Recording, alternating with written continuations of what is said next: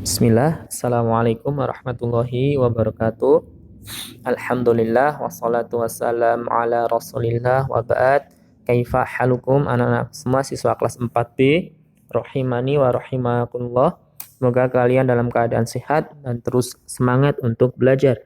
Alhamdulillah, pada kesempatan kali ini di pembelajaran PJOK kita memasuki KD yang baru, yaitu KD 3.5, yaitu tentang aktivitas kebugaran jasmani, ya. Ini yang KD yang baru, pertemuan pertama. Di dalam KD ini atau KD 3.5, pembelajaran kita meliputi apa saja? Yang pertama, latihan daya tahan. Kita akan belajar latihan daya tahan. Kemudian belajar latihan kekuatan, latihan kelenturan, kemudian latihan kecepatan dan kelincahan. Nah, ini semua merupakan latihan kebugaran jasmani. Nah, ini semua merupakan bagian dari kebugaran jasmani. Ada daya tahan, kekuatan, kelenturan, kecepatan, dan kelincahan. Itu merupakan bagian dari kebugaran jasmani. Dan ini merupakan latihan-latihannya ya. Tuh, sudah disebutkan di situ. Nah, sekarang tujuan pembelajaran kita dalam KD 3.5 yaitu ada 4 ya. Nah, ada 4. Yang pertama menjelaskan latihan, daya tahan tubuh, dan seterusnya. Kemudian menjelaskan variasi-variasinya, kemudian mempraktekkannya. Nah, jadi setelah menjelaskan, coba kalian nanti mempraktikkan. Kemudian pendahuluan ya, latih. Di antara bentuk latihan kebugaran jasmani adalah lari. Nah, lari itu dapat mengembangkan kekuatan dinamis atau dynamic strength. Ya, atau kekuatan dinamis, otot-otot tungkai dan kecepatan. Nah, kekuatan dinamis, otot-otot tungkai dan kecepatan. Tungkai itu apa? Tungkai itu dari pergelangan kaki kalian sampai paha. Nah, itu namanya tungkai. Kalau di atas lutut namanya tungkai atas, kalau di bawah lutut namanya tungkai bawah, ya. Kecepatan itu speed ya, speed atau kecepatan. Jadi menempuh jarak tertentu dalam waktu yang singkat, itu namanya kecepatan. Dengan melakukan aktivitas lari, dapat meningkatkan kebugaran jasmani. Nah, lari itu dapat meningkatkan kebugaran jasmani. Ya. Orang yang memiliki tubuh yang bugar atau memiliki kebugaran jasmani yang bagus, itu dapat melakukan kegiatan fisik tanpa menimbulkan kelelahan yang berlebihan atau tidak cepat lelah, ya. Jadi kalau kamu mempunyai kebugaran tubuh yang baik, tubuhmu bugar, maka kondisi tubuhmu itu bagus. Jadi tidak cepat lelah dalam melakukan aktivitas-aktivitas tertentu. Nah, itu diantara tujuan dari melatih kebugaran jasmani. Tentu ada manfaat yang lain. Nah, kebugaran jasmani itu dapat dilakukan dengan berbagai macam latihan. Ya, latihan kebugaran supaya tubuh kita bugar itu dapat dilakukan dengan berbagai macam latihan. Di antaranya latihan daya tahan atau endurance, latihan kekuatan atau strength, ya, kebugaran, kemudian kelenturan otot, ya, dan koordinasi.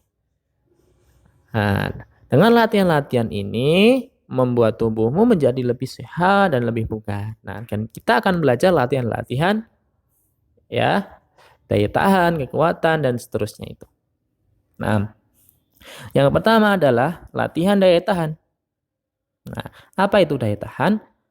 Daya tahan atau endurance adalah kemampuan tubuh kita untuk beraktivitas dalam waktu lama.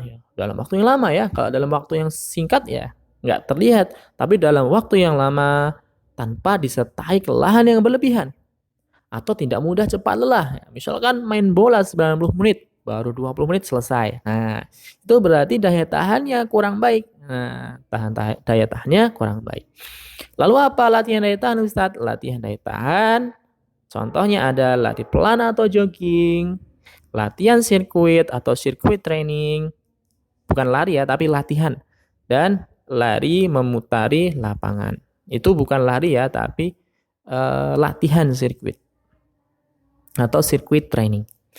Kemudian kita belajar yang lari pelan atau jogging. Nah, tentu lari pelan atau jogging ini dapat meningkatkan daya tahan tubuh jika dilakukan secara rutin. Nah, ini kuncinya. Lakukan secara rutin meskipun itu tidak terlalu jauh. Misalkan 5 kilo setiap hari. Misalkan selama 1 pekan, kalian lakukan selama 4-5 kali dengan jarak 5 kilo. Terus-terusan 5 kilometer. Nah, itu dapat meningkatkan daya tubuh kalian, daya tahan tubuh kalian. Tapi kalau dilakukan sebulan sekali, 2 bulan sekali, nah maka tidak bermanfaat bagi tubuh kita ya, kurang bermanfaat bagi tubuh kita. Maka kuncinya adalah di rutin atau konsisten. Nah, lalu gimana cara lari yang benar? Nah, maka cara lari yang benar adalah tentu diawali dengan memasak. Ini penting. Supaya tubuh kalian siap, maka apalagi kalau yang jarak-jarak jauh ya, dan kalian baru awal-awal latihan. Maka awali dengan pemanasan dulu ya, pemanasan statis dan pemanasan dinamis ya. Dan sebelum kalian lari coba jalan dulu misalkan 50 sampai 100 meter baru jogging. Nah, di awal-awal mungkin nggak terlalu jauh dulu ya, 2 sampai 3 kilo dulu dan kecepatannya nggak usah terlalu tinggi. Kemudian gunakan sepatu, jangan lupa. Gunakan sepatu olahraga dan jangan terlalu besar ataupun terlalu sempit. Gunakan sepatu yang pas ya dan nyaman tentu. Kemudian pilih lokasi yang tidak naik turun ya, pilih lokasi yang landai dulu. Landai ya, misalkan jangan nggak usah naik turun dulu biar tidak terlalu capek ya atau bergelombang. Nah, ya, tapi cari jalan yang bagus, yang landai, yang lurus gitu ya. Kemudian jangan lupa jika setelah selesai ya lakukan pendinginan. Nah, melakukan pendinginan. Pendinginan gimana? Ya bisa dengan kelenturan ya. Nah, kelentukan dan lain-lain. Ya, cukup ya untuk lari pelan atau jogging. Tapi ingat, ketika melakukan latihan ini lakukan secara konsisten. Misalkan 2 kilo selama 1 pekan. Kemudian misalkan udah 2 pekan udah terbiasa dengan 2 kilo, maka tingkatkan jadi 4 kilo dan seterusnya dinaikin gitu. Nah, kemudian latihan sirkuit atau sirkuit training. Nah, apa itu sirkuit training? Itu latihan melakukan beberapa gerakan dalam satu rangkaian yang dibagi dalam pos-pos. Gerakannya apa saja? Meliputi lari, bisa jalan, bisa loncat, bisa ya. Jadi latihan-latihan yang digabungkan dalam bentuk satu rangkaian yang dalam pos-pos. Contohnya apa latihan? Ustadz kasih contoh ya. Nah, contoh latihan misalkan pos 1 itu lompat tepuk. Pos 2 itu lari bolak-balik dan pos 3 itu squat thrust, ya. Ini merupakan contoh pos-pos latihan sirkuit training. Nah, lalu bagaimana cara melakukan latihannya? Maka perhatikan persiapan latihan dulu. Nah, lompat tepuk itu awali dengan badan berdiri tegak, kaki dibuka selebar bahu ya. Lakukan gerakan meloncat dengan kaki membuka ya. Jadi ketika lompat tepuk itu lakukan gerakan meloncat dengan kaki membuka ya dan menutup, membuka, menutup ya. Lalu menepukkan kedua tangan di atas kepala. Itu lompat tepuk. Kemudian lari bolak-balik dilakukan dengan lintasan lari lurus sejauh 5 meter ya, kurang lebih 5 meter. Kemudian beralihlah tanda dengan bendera pada setiap ujung garis. Nah, kemudian setiap anak berlari bolak-balik sebanyak 5 kali. 5 kali. Kemudian squat thrust merupakan posisi berdiri, lakukan dengan posisi berdiri tegap. Kemudian posisi jongkok dengan kedua tangan memegang lantai. Ya, kedua kaki dijulurkan lurus ke belakang, tarik kedua kaki lalu kembali berdiri tegak. Agak susah ya Ustaz ya. Coba nanti lihat di gambar. Nah, ini merupakan latihan lari sirkuit. Gini caranya. Pertama adalah pos 1. Kalian di pos 1 melakukan lompat tepuk. Misalkan kalian 10 kali. Jadi lompat tepuk 10 kali. Setelah selesai kalian berlari berpindah ke pos 2. Pos 2 kalian langsung lari bolak-balik secara 5 kali. 1, 2, 3, 4, 5. Setelah selesai kalian menuju pos terakhir atau pos 3 dengan melakukan gerakan squat thrust ya. Berdiri, jongkok, kemudian posisi kayak sit up, jongkok lagi, berdiri. Gitu lakukan sampai 5 kali. Setelah selesai pindah lagi ke pos 1 melakukan aktivitas yang sama. Lakukan ini terus-menerus misalkan sampai 3, 4 atau 5 kali. Jika sudah.